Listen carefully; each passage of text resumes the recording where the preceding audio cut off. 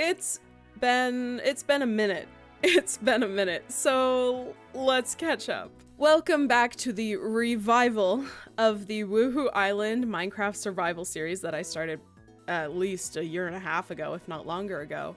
Just to give a quick overview for those of you who are new here, this is a Minecraft series where I am replicating to the best of my ability into Minecraft Wuhu Island from Wii Sports Resort. Yeah, remember that? I just had a video documentary come out about Wuhu Island, so please go watch that if you haven't already, because that gives you quite a lot of background for this project. And this episode is filled with many a time lapse, many an upgrade, lots of advancements, so this is a pretty chunked episode. I'm not gonna turn around because I am in fact filming the intro at the end of this episode after getting everything done. As you can see already, I have full diamond armor enchanted, but it's just a little spoiler. My apologies for the crazy amount of clips that I'll be voicing over today. I just had to work through so much progress because I picked this back up. I'll explain later. But thank you for joining me yet again in this series. I'm super excited to pick this back up again because I really do want to try to get this project done and just work through it. It's gonna be insane. Please join me for the ride. This is gonna be great. I hope you enjoy this episode. We get a lot done, and let's go. All right, so starting off strong here, I had to travel extremely far away to find a village. So this is me making a rail system all the way to the outlet in the ocean so that I can boat it all the way back to my base twice so that I can start a villager breeding farm. And as I said in the beginning, this episode is very replay mod heavy, a lot of time lapses, but in the future there won't be this many. I will definitely be actively gaming and, you know, trying to show off what my process is for this entire ginormous project. And also at the end of this video, I kind of recap what generally I'm doing, but I will talk about it throughout these different time lapses so you guys get a nice picture of what the main goal is. And this is the villagers' humble abode, very basic Minecraft house, but they gotta live somewhere. Now, for the record, we will not be commenting on how my villager breeding room is looking because, you know what? As horrible as it looks, I got like all the important enchantments. It took me hours to get here, so shh. Now for further advancement, you see me making giant bubble elevators here so that I can make a mob farm high up above the ocean so that the mob spawn rates are higher.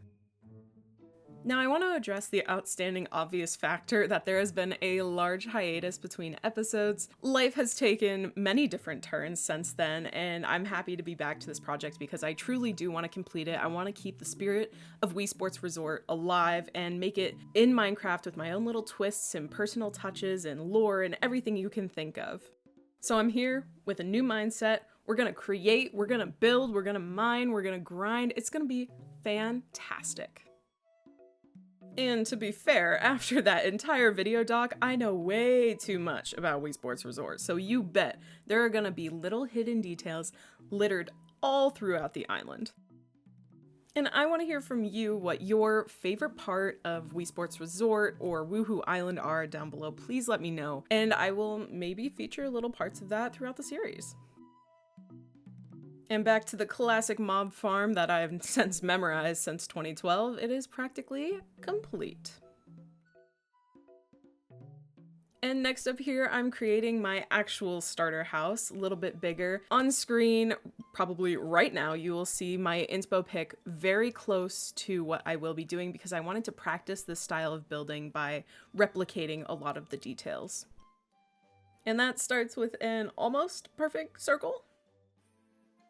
But it really let me experiment and try with something different that I didn't come up with initially completely on my own at all. I don't take credit for that. But I also got to experiment a lot with the interior. That I did all myself.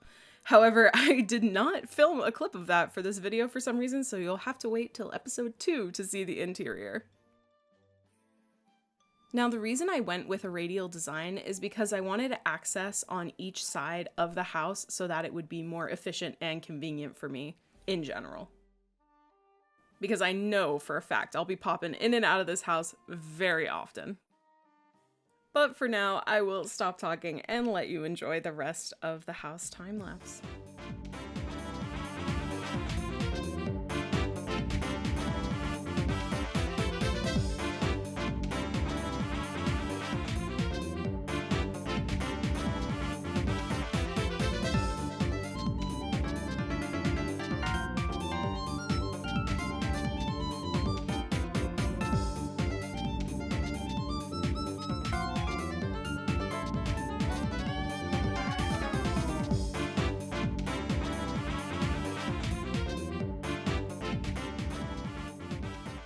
So that was a pretty long time lapse. I definitely voiced over it, so past me hopefully recapped everything you need to know about, what's happening on this island. And I am now going to proceed to put all of my stuff inside so that I actually have a home to live out of, because I've been living off the island, literally off the island for so long. And this starter base is definitely heavily inspired by that picture I definitely showed up on the screen earlier, because I really wanted some practice with the style of building before moving on to a bigger project.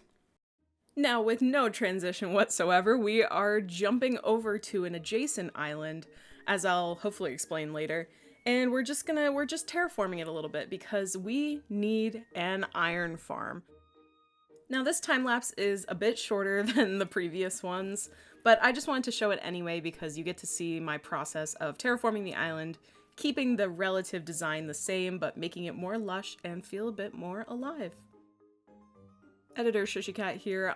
After staring at this for quite a while, I'm now realizing that this looks almost exactly like the United States state of Maine. Just something I noticed. Anyway. Oh, and you think this is a decent amount of dirt? Just wait an episode. Just wait.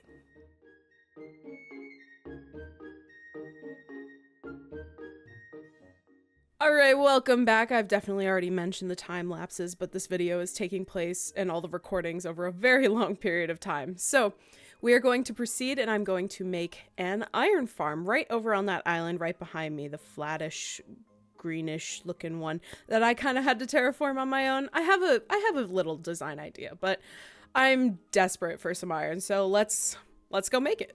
Also, down in the description below, I will be putting the link to the video that I followed for this tutorial for this iron farm. It's by Waddles. I've used it many times. Very reliable, very good farm.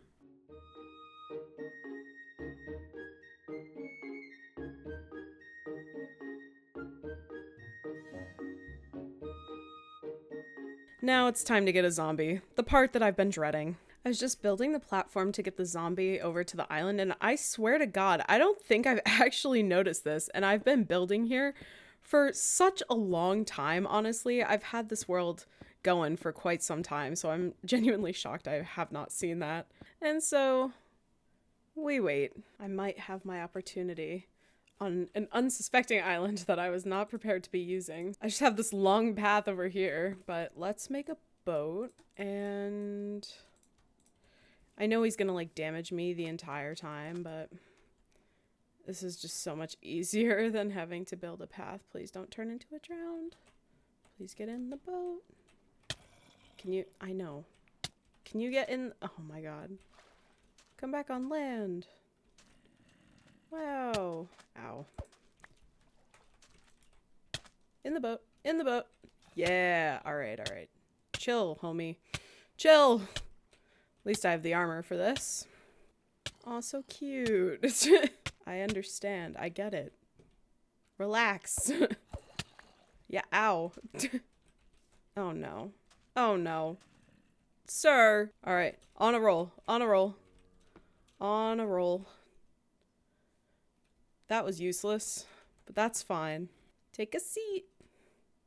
And here you stay. Wonderful. Alright, moving on. So, as I was destroying the path I made, of course, not a zombie, but, things actually ended up spawning after I had waited, like, not a significant amount of time, but enough time to where you'd be like, alright, something gonna spawn? I'll destroy the rest of this in the daytime.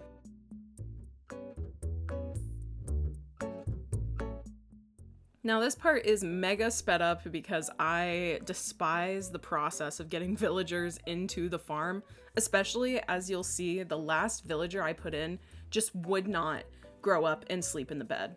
Like it would not sleep in the bed whatsoever. And I don't know why. Maybe I discovered a bug. It was frustrating, but after a bunch of tinkering, it finally worked out.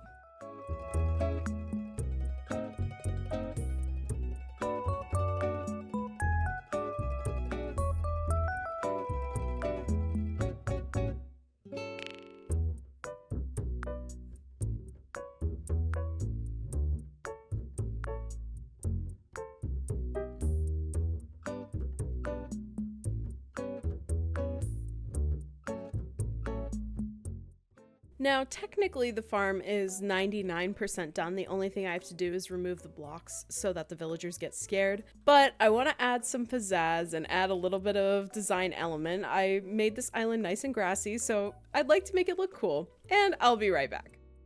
All right, guys, final stretch. This is the last stretch of time-lapse clips. Congratulations, you made it. Now, just to, do what I do, let's explain what's going on here. So I thought of this random tubular design where I kind of just wanted, and I'll explain later as well, I wanted the items to just travel a ridiculous amount. And I wanted to see it. I wanted this to become a visual process because I feel like a lot of times we hide farms like this and just put them underground so that they do their job and that's it. But I wanted to just flex my creative muscles just a little bit using some bubble vaders and some ice and signs. Very simple, but very cool. Now, it may be unnecessary, but is it unnecessary if it looks good and looks cool? I think not.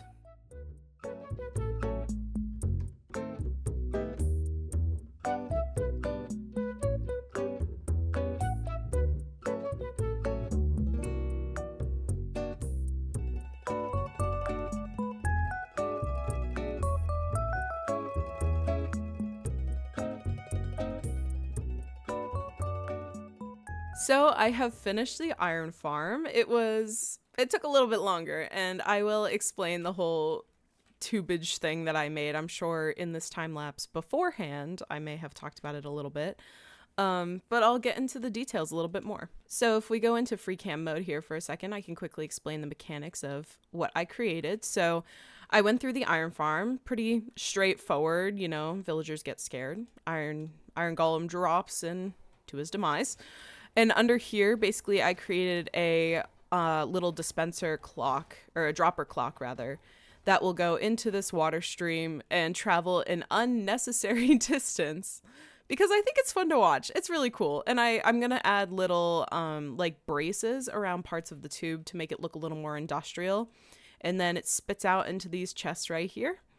And then in probably the next episode, I will be jazzing up this island a little bit because it needs some foliage, I also would just like to give a little overview and context about the beginnings of this Wuhu Island project.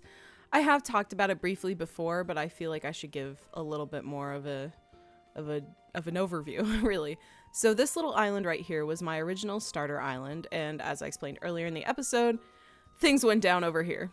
And so I'm going to basically take this island, and this is where the start of Wuhu Island is going to be. This will be towards the back of the island, kind of where the ruins are. And if you haven't seen the video documentary I released recently, I highly recommend going and seeing it.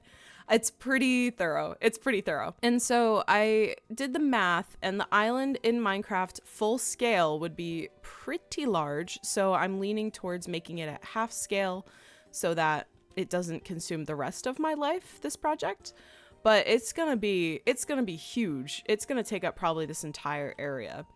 So for next episode, my goal is to get as much dirt as possible so that we can start laying the foundations of the island out. And I will also probably try to go to the end, get some elytra, make my life a little bit easier. And the next episode, we will begin to start the island, so to speak. I need to get a bunch of resources and elytra and things like that, but I am very excited to see where this project goes. So I will see you in the next episode. Thank you so much for watching this insanely long episode, I assume, at least. Thank you so much for watching. Drop a like if you liked it and subscribe if you haven't already. I will see you in the next one. Bye! I mean, slay, right?